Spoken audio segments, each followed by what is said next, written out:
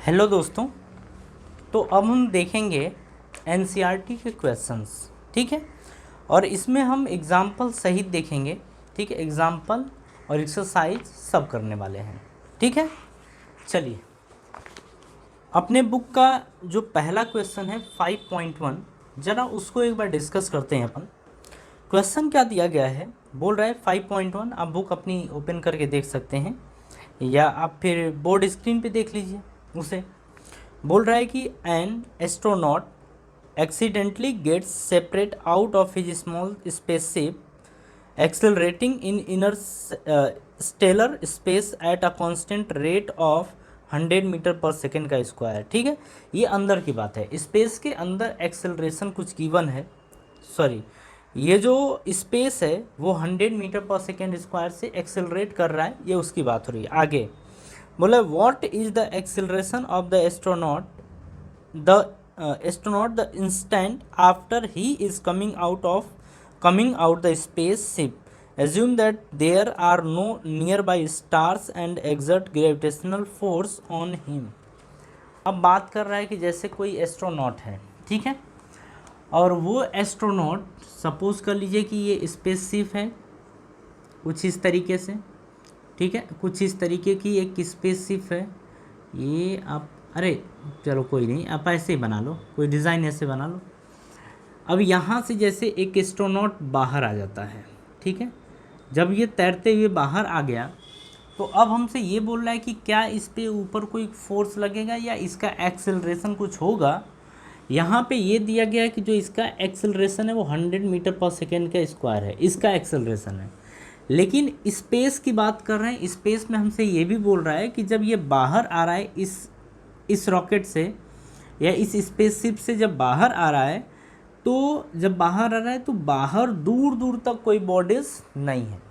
जब बाहर कोई बॉडीज़ नहीं है तो क्या इसके ऊपर कोई ग्रेविटेशनल फोर्स लगेगा? बिल्कुल नहीं लगेगा। इसके कारण भी नहीं लगेगा क्योंकि ये बहुत बड़ा नहीं है। बात समझ में आ रही है? तो ये बहुत बड़ा नहीं है, इसीलिए इनकी और इनके बीच जो फोर्स लगेगा वो नेग्लेजिबल होगा। तो अब बात करते हैं कि क्या इसके अगल बगल और कोई बॉडीज़ है, हैवी बॉडीज़ है? तो बोलेंगे नहीं।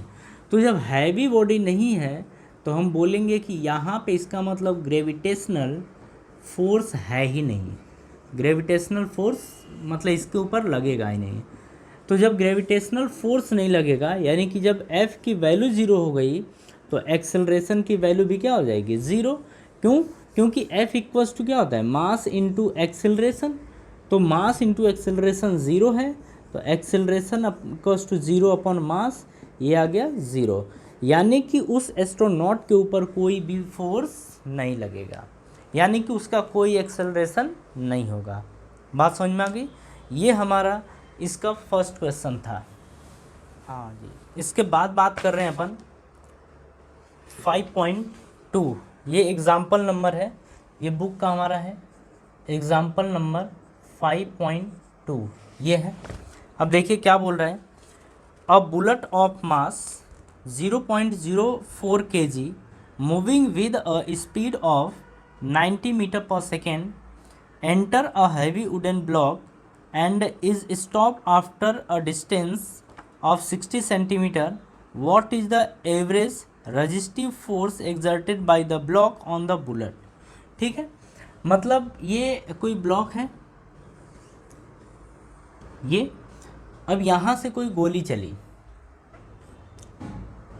ये कोई गोली है, बुलेट है, और ये आ रही है। ठीक है, अच्छा, बुलेट का जो मास गिवन है वो मास गिवन है 0.04 kg, ये बुलेट का मास है। अब आगे देखिए क्या बोल रहा है कि ये मूव कर रहा है 90 मीटर पर सेकेंड से, ये मूव कर रहा है 90 मीटर पर सेकेंड से, ये बुलेट आ रही है, इसके अंदर एंटर कर रही है। तो एंटर करने के बाद ये 60, मान लो कि ये ऐसे कुछ बुलेट अंदर एंटर की, ये बुलेट, और ये 60 मीटर तक ही जा पाई है। यहाँ से ये जो सेंटीमीटर, 60 सेंटीमीटर ही एंटर कर पाई है। तो अब हमसे ये बोल रहा है कि आप ये बताइए कि जो ये लकड़ी का टुकड़ा है जो इसके ऊपर फोर्स एक्सर्ट कर रही है वो कितना फोर्स एक्सर्ट कर रही है, यही हमारा क्वेश्चन है। ठीक है, तो तो अगर इस हिसाब से इस क्वेश्चन को सॉल्व किया जाए तो एक मिनट हाँ जी, चलिए देखिए आगे।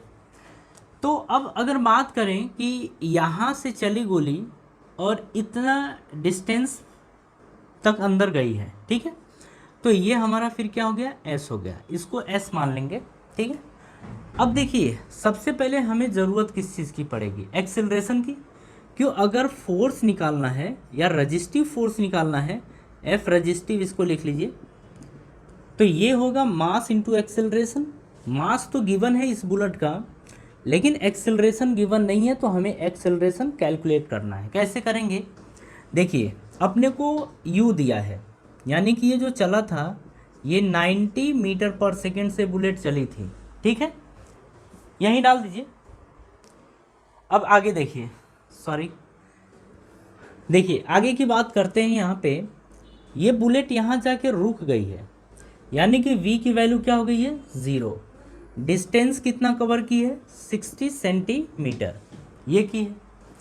तो अब डिस्टेंस की अगर बात कर रहे हैं तो कभी सेंटीमीटर में नहीं लेते हैं, अपन लेते हैं मीटर में। तो 60 सेंटीमीटर को जब मीटर में कन्वर्ट करेंगे तो 10 की पावर -2 से मल्टीप्लाई करना पड़ेगा, तो ये मीटर में कन्वर्ट हो जाएगा। ये 100 से डिवाइड करते हैं, यानी कि 10 की पावर -2 से मल्टीप्लाई करते हैं, बोथ आर सेम, ये आपको पता ही है। अब आगे लगाते हैं S equals to u t, sorry time तो गिवन नहीं है, जब टाइम गिवन नहीं है तो हम थर्ड इक्वेशन ऑफ मोशन यहाँ पे यूज़ करेंगे, यानी v square equals to u square plus 2AS, ये करेंगे। v की वैल्यू क्या आ गई है, 0, यहाँ 0 पुट करिए तो 0 का स्क्वायर। u की वैल्यू क्या है, 90, तो 90 का स्क्वायर, ऐसे करेंगे, प्लस 2AS की वैल्यू कितनी आ गई है, 60 इंटू 10 की पावर -2, ये आ गई, ठीक है। अब देखिए यहाँ से अगर देखा जाए तो आप इसको इस साइड लेके आइए। जब इसको आप इस साइड लेके आएंगे तो -2A इंटू 60 इंटू 10 की पावर -2 इज इक्वल्स टू ये 90 का स्क्वायर, यानी कि 90 इंटू 90 ये बना, ठीक है। अब देखिए जब ये बना है तो यहाँ से ये 2A है, तो A की जो वैल्यू आएगी, अब माइनस इधर भेजिए, तो 90 इंटू 90 अपॉन में ये आ जाएगा 60, सॉरी ये 2 है, तो 2 इंटू 60 इंटू 10 की पावर -2। हमने क्या किया, ये और ये मल्टीप्लाई में, तो इधर आएगा तो किस में हो जाएगा, डिवाइड में। 0 से 0 कैंसिल, ठीक है। अब यहाँ से देखा जाए तो 3 2 जा 6, 3 3 जा 9, ये आ गया। अब देखिए अब 2 से इसको फिर से कट करिए, तो 2 से करेंगे तो 45 टाइम, यानी 45 दूनी 90। अब ये कटने वाला है नहीं, अब इसको ऊपर लेके आइए, तो A इज इक्वल्स टू आपका क्या आ जाएगा, माइनस ऊपर रहेगा 3 इंटू 45, ये इंटू ये 10 की पावर -2 ऊपर जाएगा, तो 10 की पावर +2 यानी 100 बन जाएगा। अपॉन में आपका ये कितना बचा है, 2, कितना है 2, तो ये 2 रहने दीजिए, ठीक है। 2 से अब कट करेंगे तो ये 50 बार में कटेगा, A बराबर आ जाएगा। अब देखिए यहाँ से मल्टीप्लाई करें तो 3 पचे माइनस में 3 पचे 15, 3 चौक को 12 और 12 1 13, ये गुणे 50, फिर से मल्टीप्लाई करिए तो ये 0, 5 पचे 25, 5 तें 15 2 17, 5 1 कम 5 1 6, वो भी माइनस में, ये मीटर पर सेकेंड का स्क्वायर आ गया। तो ये तो आ गया एक्सेलरेशन 6750, ये एक्सेलरेशन आ गया, मतलब ये है। और एक्सेलरेशन नहीं, ये एक्चुअल में यहाँ पे क्या है, रिटार्डेशन है, इसी का नाम क्या होता है, रिटार्डेशन। तो आप यहाँ पे ये देख रहे हैं कि जो ये बुलेट जब अंदर घुसी है तो इसके पास रिटार्डेशन आ गया है, जैसे कि अंदर एंटर करते ही तो वो लकड़ी का टुकड़ा इसको रोकने की कोशिश करेगा, यानी कि जो बुलेट के अंदर रिटार्डेशन आएगा वो इतना आ जाएगा, ठीक है। अब हम देखेंगे कि जो लकड़ी का टुकड़ा है इसके ऊपर कितना फोर्स एक्सर्ट कर रही है, अब ज़रा वो देखें। इतना तो आपको समझ में आ गया ये कैलकुलेशन। अब आगे देखते हैं, हम यहाँ पे बोलेंगे F रजिस्टिव, यानी कि resistive force is equals to MA। M की वैल्यू कितनी है, इतना kg। तो इसको आप चाहें तो ऐसा लिख सकते हैं 4 इंटू 10⁻²2 kg, आप ऐसा लिख सकते हैं। तो 4 इंटू 10⁻² kg ये आ गया, इंटू एक्सेलरेशन कितना है -6750, -6750 ये आपका एक्सेलरेशन है। जब मल्टीप्लाई आप करेंगे तो ओवरऑल आएगा 270 न्यूटन, वो भी माइनस में। तो आप ये बोलेंगे कि जो रजिस्टिव फोर्स आया है वो -270 न्यूटन आया है। और माइनस आने का क्या मतलब था कि अगर इसकी बात करें, ये बुलेट आगे की तरफ मूव कर रहा था लेकिन फोर्स लगातार पीछे की तरफ लग रहा था। और कितना फोर्स लग रहा था? वो फोर्स लग रहा था 270 न्यूटन। माइनस के साइन रिप्रेजेंट कर रहा है कि गोली आगे मूव कर रही है लेकिन फोर्स पीछे लग रहा है। बस इतना ही, ठीक है। चलिए अब हम बात करेंगे 5.3 की। तो एग्जाम्पल नंबर अपना है 5.3, ठीक है। क्या बोल रहा है? बोल हमसे ये रहा है कि the motion of a particle of mass m is described by y equals to ut plus half gt का स्क्वायर, ठीक है। ये है, बोला है find the force acting on the particle. बोला है कि फोर्स बताइए जो पार्टिकल के ऊपर लग रहा है, ठीक है। तो अब देखिए, अगर हम बात करें F की तो F इक्वल्स टू ma होता है। मास गिवन है, हमें a कैलकुलेट करना है। लेकिन यही इक्वेशन दिया है, इसी इक्वेशन की हेल्प से फोर्स लाना है, ठीक है। तो देखिए ये हमारा होता क्या है?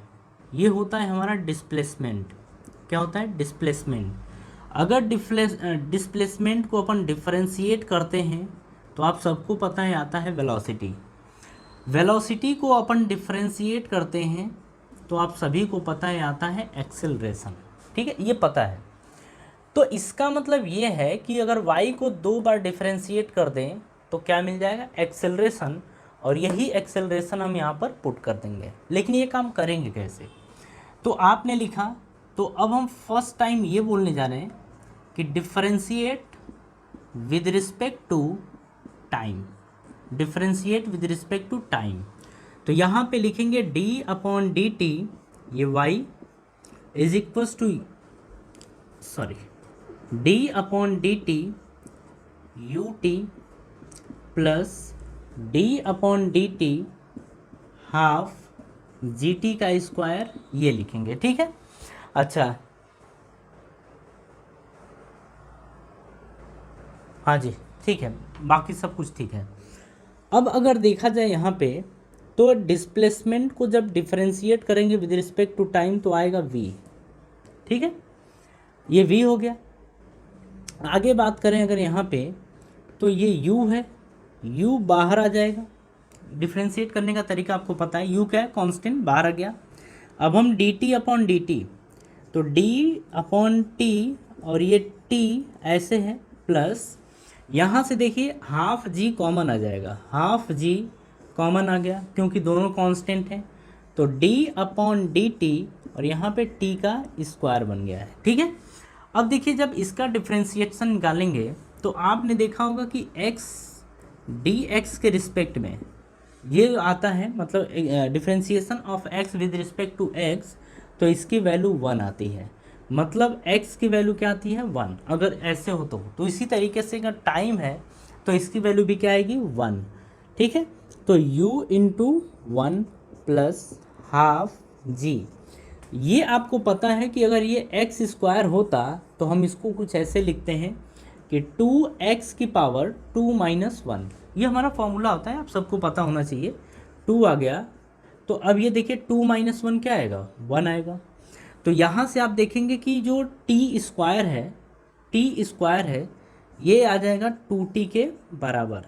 x स्क्वायर 2x के बराबर आ गया है, तो t स्क्वायर 2t के बराबर। 2 से 2 कैंसिल हो गया, अब ये आ गया v। अब देखिए हमने बोला था कि अभी तो हम एक बार डिफरेंशिएट करके v लाए हैं, एक बार और डिफरेंशिएट करना है तब जाके एक्सेलरेशन आएगा। तो हम फिर से लिखने वाले हैं differentiate with respect to time, with respect to time. अच्छा, इसकी अगर प्रॉपर इक्वेशन की बात करें तो यहाँ बना है u प्लस यहाँ बना है g और t, क्योंकि हाफ हाफ कैंसिल हो, मतलब 2 से 2 कैंसिल हो गया है, तो यहाँ बना है gt।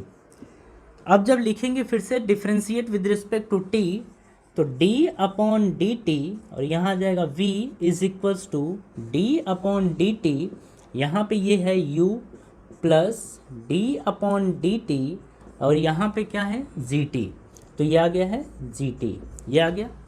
अब देखिए फिर से अपन करेंगे तो v को जब डिफ्रेंशिएट करेंगे तो एक्सेलरेशन आता है, ठीक है।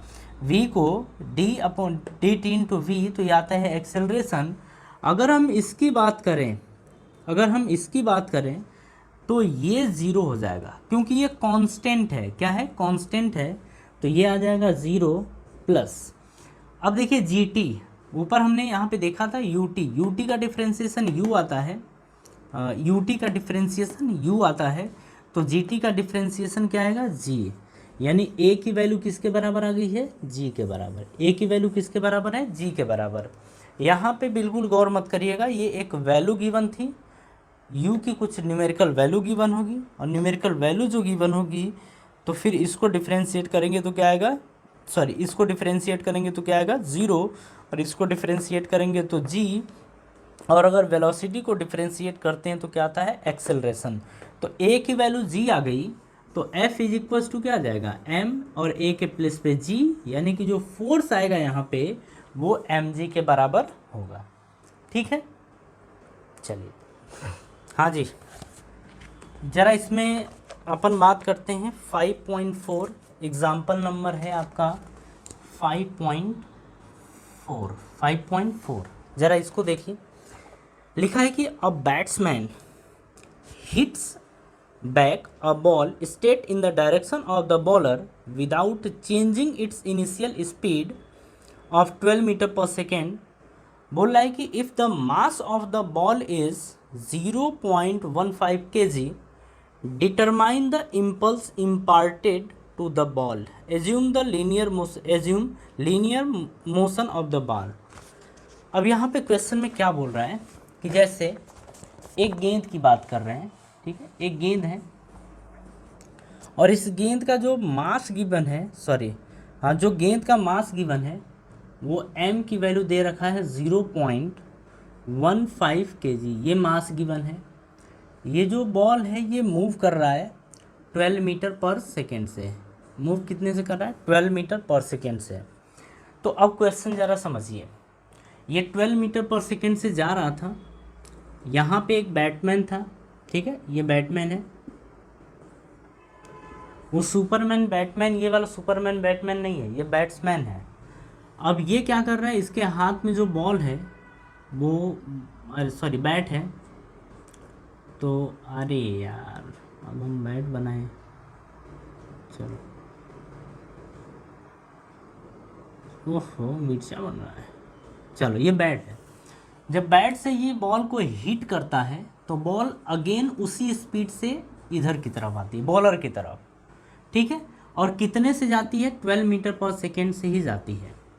तो अब हमसे बोल रहा है कि इम्पल्स बताओ, इम्पल्स कितना होगा, इम्पल्स कितना होगा, ये हमसे क्वेश्चन बोल रहा है। तो अगर हम इम्पल्स की बात करते हैं तो आप सबको पता होना चाहिए कि जो इम्पल्स होता है वो होता है change in momentum, change in momentum, ये होता है हमारा इम्पल्स, ठीक है। तो हम बोलेंगे कि इम्पल्स आप जे से रिप्रेजेंट कर सकते हैं, तो ये आएगा चेंज इन मोमेंटम। अब चेंज इन मोमेंटम को कैसे लिखेंगे? ये लिखेंगे p final minus P initial, यानी कि हम लिखेंगे m into v minus M u. तो ये शुरुआत में इसकी स्पीड थी, इसको u मान लीजिए, ये बाद की स्पीड है, इसको v मान लीजिए, ठीक है। अब पुट करिए, m कितना दे रखा है? 0.15 kg, तो दोनों में से n कॉमन ले लीजिए, v माइनस यू बनेगा, m दोनों में से हमने कॉमन ले लिया, v माइनस यू बना, इज इक्वल्स टू m की वैल्यू गिवन है 0.15 kg, v की वैल्यू कितनी है? 12। तो देखिए इधर की वैल्यू को पॉजिटिव ले लीजिए तो इधर की वैल्यू फिर क्या होगी? निगेटिव। तो इधर ये देखिए फाइनली किधर जा रहा है, इधर, तो आप लिखेंगे -12, बीच में माइनस है, इधर की वैल्यू पॉजिटिव ले लीजिए, ये v है, ये क्या है v, और ये क्या है u। तो अगर v इधर की तरफ है तो -12, u इधर की तरफ है तो +12। तो यहाँ से आप लेंगे +12 को आप नॉर्मली क्या लिख सकते हैं 12, और बीच में क्या था माइनस ये, तो ये आ जाएगा 0.15 इंटू -24। तो यहाँ से आएगा -0.15 इंटू 24, ये 15 चौक को देखिए, ये 0 है ना, बाद में समझा जाएगा, 15 चौक को 60, 15 दूनी 30, 6 36, ये आ गया, 2 डिजिट पे ये आ गया, ठीक है। आगे माइनस, तो यहाँ पे आप इम्पल्स की जो वैल्यू देख रहे हैं ये आई है -0.6, और ये क्या आई है, इम्पल्स की बात करें तो kilogram metre per second, kilogram metre per second, ये इम्पल्स की वैल्यू आ गई है, ठीक है। 3.6 Newton, 3.6 kilogram metre per second. ये इसको एक तरीके से और लिख सकते हैं अगर इसकी यूनिट चाहें तो, किलोग्राम मीटर पर सेकेंड का स्क्वायर क्या होता है, न्यूटन होता है, क्या होता है, न्यूटन। लेकिन अपने को यही केवल गिवन था ना, मीटर पर सेकेंड, तो मीटर पर सेकेंड ऊपर सेकेंड से मल्टीप्लाई करिए, नीचे सेकेंड से, तो नीचे क्या आ जाएगा सेकेंड का स्क्वायर, तो ये फिर क्या आ गया न्यूटन, बचा क्या सेकेंड, तो आप ये भी लिख सकते हैं। तो यूनिट लिख सकते हैं किलोग्राम मीटर पर सेकेंड, या लिख सकते हैं न्यूटन सेकेंड, ठीक है, ये लिख सकते हैं, ये आपका आंसर हो गया।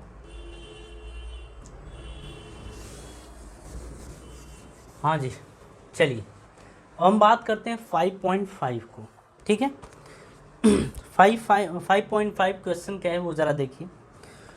बोल रहे हैं हमसे ये कि 2 identical billiard balls strike a rigid wall with the same speed but at different angles, ठीक है। आगे बोला and gate reflected without any change in its speed, मतलब इसकी स्पीड में कोई चेंज नहीं हो रहा है। आगे as shown in figure 5.6, what is the direction of force on the wall due to each ball, हर बॉल के कारण डायरेक्शन क्या होगी फोर्स की, ये बता रहे, ठीक है। आगे बोला कि the ratio of the magnitude of impulse imparted to the ball by the wall, वो रेशियो पूछ रहा है, ठीक है। जरा अब क्वेश्चन जो दिया है उस क्वेश्चन को समझिए, ठीक है। पहला जो केस है, पहला केस देखिए आप, ये कुछ इस तरीके का दिया गया है कि जो बॉल है वो ऐसे आ रही है। जो सेकंड केस है वो सेकंड केस कुछ ऐसे है कि एक बॉल आई ऐसे, टकराई और ऐसे निकल गई, ये है, एक बॉल आई और ये बॉल गई ऐसे, ये दिया है 30 डिग्री और ये भी दिया है 30 डिग्री। यहाँ से यहाँ पे बॉल थी, ये बॉल चली है यू से, टकराने के बाद भी आई है यू से, ये भी यू से चली थी और यू से टकराने के बाद यू से ही आई है। फर्स्ट हमसे पूछ रहा है कि फोर्स की डायरेक्शन क्या होगी जो बॉल इस वॉल के ऊपर लगाएगी, ठीक है। हमसे ये बोल रहा है कि the direction of force on the wall due to each ball, हर बॉल के कारण उसकी डायरेक्शन क्या होगी, ठीक है। तो फोर्स के डायरेक्शन की अगर बात किया जाए तो ये इसके ऊपर फोर्स किधर को लगाएगी, इधर की तरफ, तो ये वॉल भी इसके ऊपर फोर्स किधर लगाएगी, इधर की तरफ। तो एक्चुअल में जो ये फोर्स लग रहा है इसके द्वारा इसके ऊपर, वो इधर की तरफ लग रहा है, ये इसमें दिख रहा है। लेकिन अगर इसकी बात की जाए तो ये इसके ऊपर फोर्स जो लग रहा है वो कुछ इस डायरेक्शन में लगा रहा है, किसी एंगल के ऊपर, किसी एंगल पर, ठीक है। तो किसी एंगल पे फोर्स लगा रहा है, ये चीज़ था। अब हम बात करते हैं इसमें इम्पल्स की, किसकी बात करते हैं, इम्पल्स की। बोल रहा है कि इम्पल्स का रेशियो बताओ जो यहाँ से और यहाँ से मिलेगा, ज़रा इसे समझिए आसानी से। अगर हम इसको केस फर्स्ट ले लें, इसको केस फर्स्ट ले लें और इसको केस सेकेंड ऐसे मान लें, ठीक है। तो सॉल्व कैसे करेंगे अब ज़रा देखिए। अगर यहाँ पे बात करें तो एक्स एक्सिस के अलोंग बात करेंगे और वाई एक्सिस के अलोंग बात करेंगे, ज़रा इसे ध्यान से समझिएगा, ठीक है। और एक चीज़ और है कि जो इम्पल्स होता है, जो इम्पल्स होता है वो होता है चेंज इन मोमेंटम, क्या होता है, चेंज इन मोमेंटम, ये इम्पल्स होता है। इस ब्लॉक, ये जो बॉल है इसका मास m मान लेते हैं, मास कितना है, m है। अब x एक्सिस के अलोंग की बात कर रहा है, तो पहले तो इधर जा रहा है, फिर इधर जा रहा है। तो अगर हम बात करें शुरुआत में कि यानी कि अपन बोलें कि u इनिशियल की वैल्यू क्या है, u है, v फाइनल यानी कि u फाइनल, आप ऐसे बोल दीजिए u फाइनल की वैल्यू भी u है। लेकिन u इनिशियल इधर की तरफ है तो ये पॉजिटिव, मतलब इस डायरेक्शन को आप पॉजिटिव ले लीजिए, तो ये डायरेक्शन क्या होगी, निगेटिव होगी। ठीक है, ये डायरेक्शन क्या होगी, निगेटिव। तो इधर पॉजिटिव लीजिए, तो इधर u फाइनल किधर है, इधर की तरफ। देखिए ये जा रहा है और ये आ रहा है, तो यहाँ पे माइनस u होगा। ठीक है, अब देखिए अगर हम बात करें p इनिशियल की, तो मास इंटू वेलोसिटी होता है। तो m, ये क्या है u, तो u mu। p फाइनल की बात करें तो ये क्या लिखा है, m, तो ये m, u के प्लेस पे माइनस u, तो ये आ जाएगा माइनस mu। अगर हम इम्पल्स की बात करें जिसको j से डिनोट कर रहे हैं, इज इक्वल्स टू ये होता है p final minus p initial. p final की वैल्यू कितनी है, minus mu, minus p initial की वैल्यू है mu, तो ये आ जाएगा -2 टाइम mu, ये आ गया। ठीक है, तो जे फर्स्ट आप ऐसे ले लीजिए कि जे फर्स्ट की वैल्यू जो आई है वो -2 mu के बराबर आई है। ठीक है, अब वाई एक्सिस के अलोंग की अगर बात करें तो कोई मतलब नहीं है, बॉल गई टकराई आ गई। तो वाई एक्सिस के अलोंग अगर बात किया जाए तो जो जे होगा, जे वाई मान लीजिए, ये आ जाएगा 0। क्या आ जाएगा, 0। और ये आप मानिए जे एक्स फर्स्ट, जे एक्स फर्स्ट ये ले लीजिए, तो जे वाई फर्स्ट की वैल्यू क्या है, 0 है। ये काम खत्म। अब हम बात करते हैं सेकेंड की, कि सेकेंड को कैसे सॉल्व किया जाएगा। ज़रा अब उसको देखिए, ये तो आपको समझ में आ गया ना। इसकी बात करें, इसको हम 2 टुकड़ों में ब्रेक करते हैं, ध्यान से देखिएगा। एक ये टुकड़ा कुछ ऐसे, और ये आ रहा है ना, ये ऐसे। ठीक है, ये आ रहा है यहाँ से, ये 30 डिग्री का एंगल बन रहा है। दूसरा टुकड़ा हम ये कर देते हैं कुछ ऐसे, ये जा रहा है। ठीक है, ये जा रहा है, ये एंगल कितना है, 30 डिग्री, ये एंगल कितना है, 30 डिग्री। अब यहाँ पे समझिए, अच्छा हमने 2 टुकड़ों में क्यों किया है, 2 टुकड़ों में इसलिए किया है कि हमें 2 कंपोनेंट करने पड़ेंगे, इसका भी और इसका भी। और समझिएगा, अगर हम बात करें कि ये बॉल जो है वो आ रहा है, तो आ रहा है, तो अब ये समझिए कि मान लीजिए कि कोई चीज़ ऐसे जा रही है, ऐसे जा रही है, तो देखेंगे कि आप एक्स एक्सिस में भी जा रहा है और वाई एक्सिस में भी जा रहा है। ठीक है, जैसे अगर मान लीजिए ये कोऑर्डिनेट ऐसे आप ले लीजिए, अगर ये कोई चीज़ यहाँ से ऐसे जा रही है, तो आप देख रहे हैं एक्स एक्सिस में भी इंक्रीज कर रहा है और वाई एक्सिस में भी इंक्रीज कर रहा है, मतलब ऐसे बढ़ रहा है। तो बढ़ रहा है, लेकिन किधर को, तो ये इधर की तरफ। इधर की तरफ का मतलब अगर इस कंपोनेंट की बात करें तो इस कंपोनेंट में इधर की तरफ, और ये जो है वो आपका आएगा जैसे ये, तो ये कम हो रहा है, एक्स एक्सिस क्या हो रहा है, कम हो रहा है, किधर की तरफ, इधर की तरफ, तो ये आपका ये रहेगा। ठीक है, तो जो यहाँ पे अगर बात करें कि ये मास m था, क्या था, मास m, और ये अगर u से चला था, तो मान लेते कि यहाँ पर जो मोमेंटम होगा वो मोमेंटम क्या होगा, mu। मोमेंटम क्या होगा, mu। और mu के 2 कंपोनेंट होंगे, एक होगा ये और दूसरा होगा ये आपको समझना था इस क्वेश्चन के अंदर। ठीक है, तो अगर ये चीज़ आप समझ गए तो अब कंपोनेंट किया जाए तो ये, अच्छा मोमेंटम यहीं पे डायरेक्ट कर लेते हैं, कोई दिक्कत नहीं होगी। ये इससे m मास था, u से जा रहा था, तो आप यहाँ पे p इक्वल्स टू mu, यानी कि mu यहाँ पे मोमेंटम ले लीजिए, कोई दिक्कत नहीं है, ये u से जा रहा था। ठीक है, तो अगर इसकी बात करें तो जो इसका कंपोनेंट आता था वो कॉस थीटा, तो जो ये होता है mu, इसके साथ आ जाएगा कॉस थीटा यानी कॉस 30। ठीक, अब जो इसके साथ थीटा उसके साथ कॉस थीटा, तो इसके साथ क्या होगा, साइन थीटा, तो ये आ जाएगा mu साइन 30। ये कुछ आ गया, ज़रा इसको सॉल्व किया जाए तो ये mu साइन 30, साइन 30 की वैल्यू क्या होती है, 1/2, तो तो ये एम यू, अच्छा इसको रहने दो, इसको जैसा है वैसे ही रहने दो, ये एम यू साइन थीटा ही रहने दो, इसको ये रहने दो। अब देखिए बात कर रहे हैं इसमें कि हम किसके एक्स एक्सिस और वाई एक्सिस के एलोंग की बात कर रहे हैं। तो पी एलोंग एक्स एक्सिस, ये सेकेंड ठीक है, इज इक्वल्स टू, और ये किसकी बात हो रही है, इनिशियल की, इनिशियल। तो ये क्या आ गया है, m you cos 30, m you cos 30। लेकिन हम इधर की वैल्यू को पॉजिटिव लेते हैं और इधर की वैल्यू को क्या लेते हैं, निगेटिव। तो इधर जा रहा है मतलब ये किस में होगा, प्लस में होगा, किस में होगा, प्लस में। बात पल्ले पड़ी। y की बात करते हैं तो पी वाई, ये सेकेंड केस में इनिशियली बात हो रही है, तो नीचे की तरफ है ना, तो नीचे की तरफ को हम क्या लेंगे, निगेटिव। ऊपर की तरफ को आप पॉजिटिव ले लीजिए और नीचे की तरफ जो आ रहा है उसको निगेटिव ले लीजिए। तो नीचे की तरफ आ रहा है तो लिखेंगे माइनस एम यू साइन 30, तो एम यू साइन 30 ये हो गया, ठीक है। तो P इनिशियल एक्स एक्सिस और वाई एक्सिस के अलोंग निकल के आ गया, तो ये हो गया हमारा। अब जरा यहाँ की बात करते हैं। बॉल यहाँ पे टकराया है तो बॉल ऐसे जा रहा है, ध्यान दीजिए। अब यहाँ पे समझिएगा कि अगर कोई इधर की तरफ आ रहा है तो यानी कि ये वाई एक्सिस भी कवर कर रहा है और एक्स एक्सिस भी कवर कर रहा है। ऐसा हो रहा है कि नहीं हो रहा है, ऐसा हो रहा है। ये सब आपको पता चल गया। जब आपको इतनी बातें पता चल गई तो अब यहाँ पे देखिए, अगर ये u से जा रहा था, मास m था, तो इसका मोमेंटम कितना हो जाएगा, फिर से एम यू, यही होगा। ये इधर की तरफ जाएगा, अगर ऐसे है तो इसकी डायरेक्शन मोमेंटम की इधर की तरफ होगी और इसके लिए डायरेक्शन ये होगी।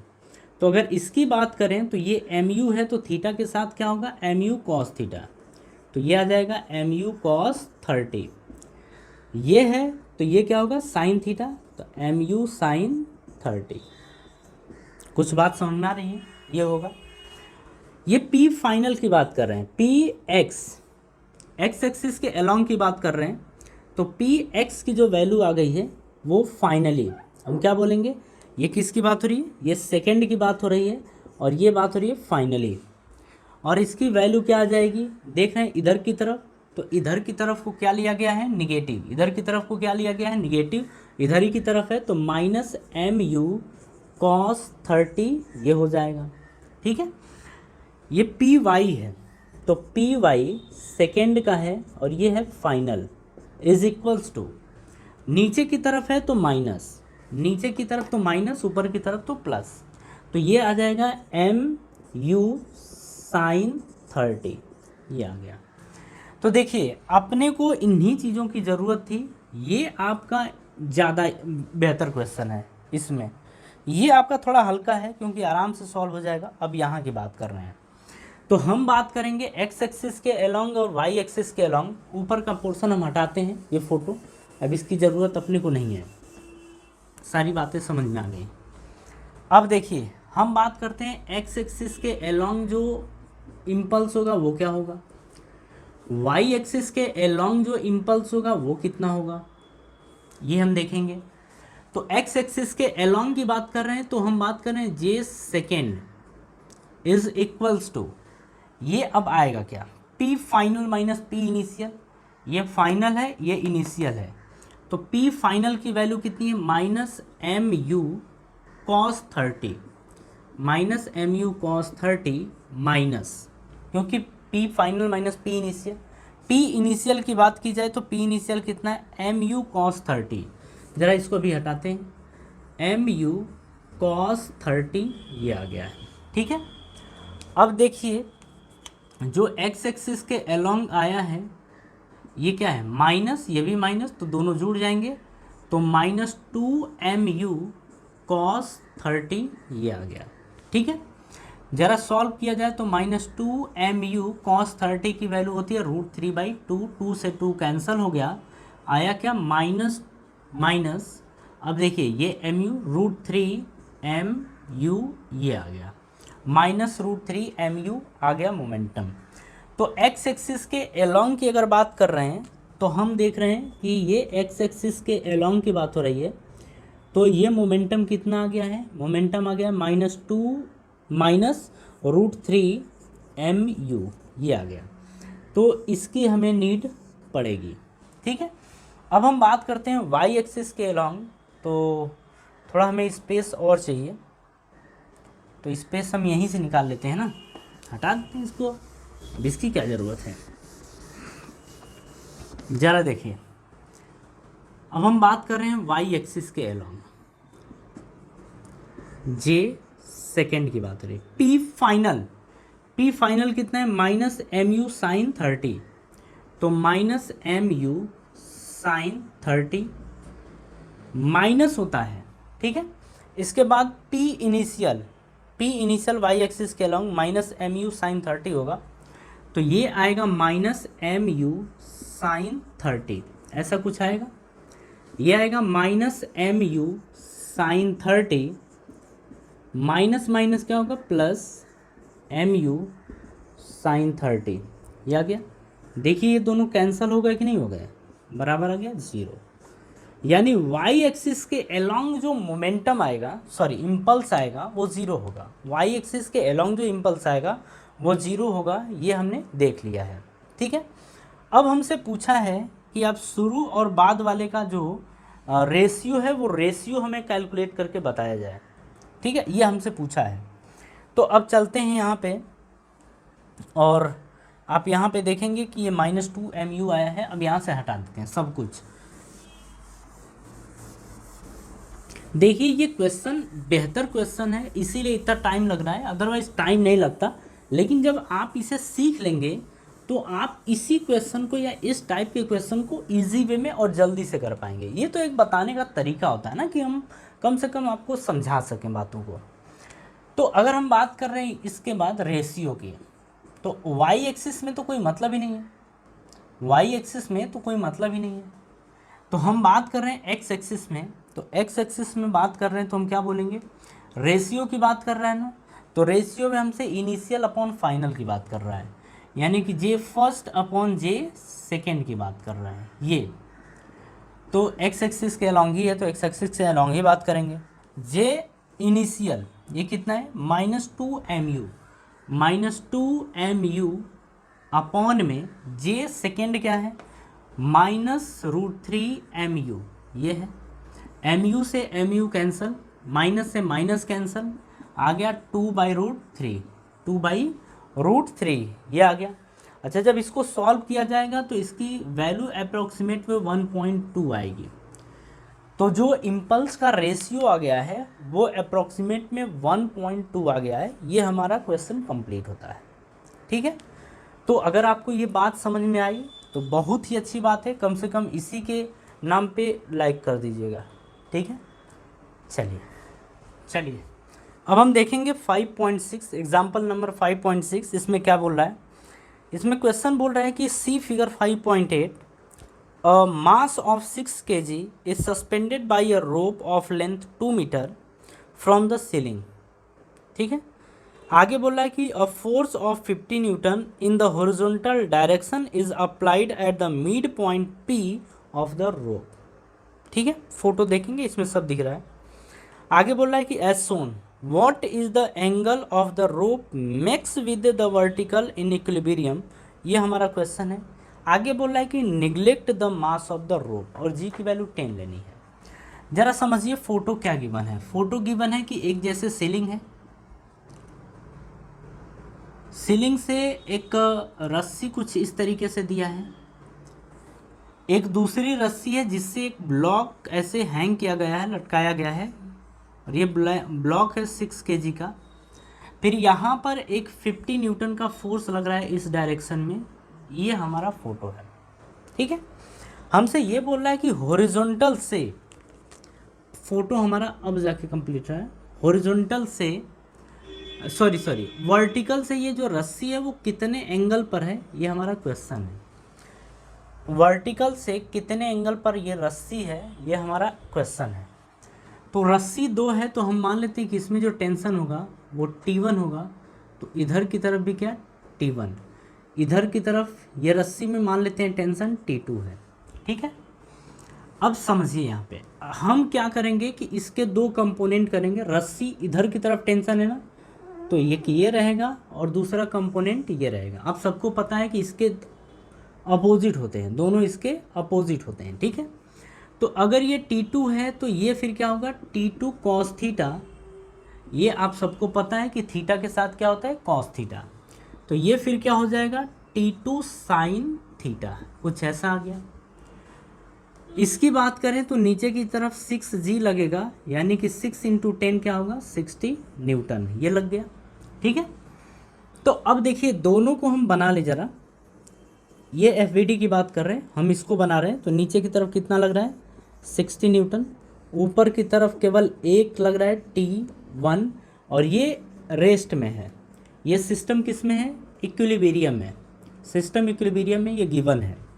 तो यहाँ से देखेंगे कि जब इक्विलिब्रियम में सिस्टम है तो ये और ये आपस में बराबर होंगे, मतलब T1 बराबर 60 न्यूटन ये होगा, T1 बराबर 60 न्यूटन ये आ जाएगा। इसको फर्स्ट आप मान लीजिए।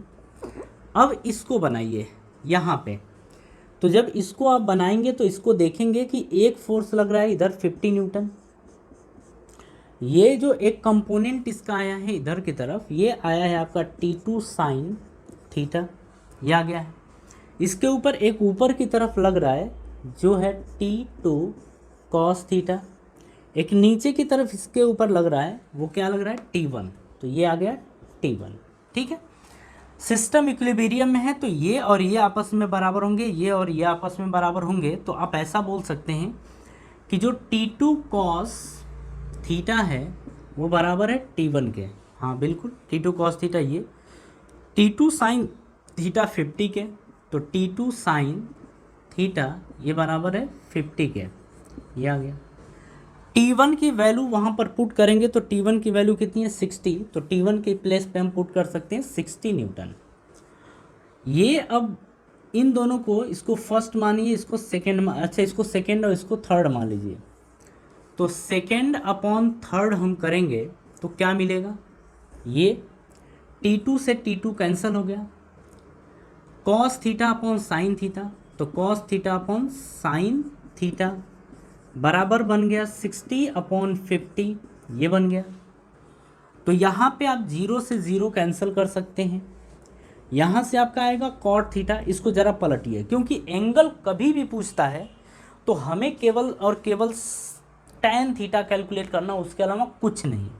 तो इसको पलटिए या फिर यहाँ से cot थीटा बना लीजिए, तो cot थीटा की वैल्यू कितनी आ जाएगी, 6/5।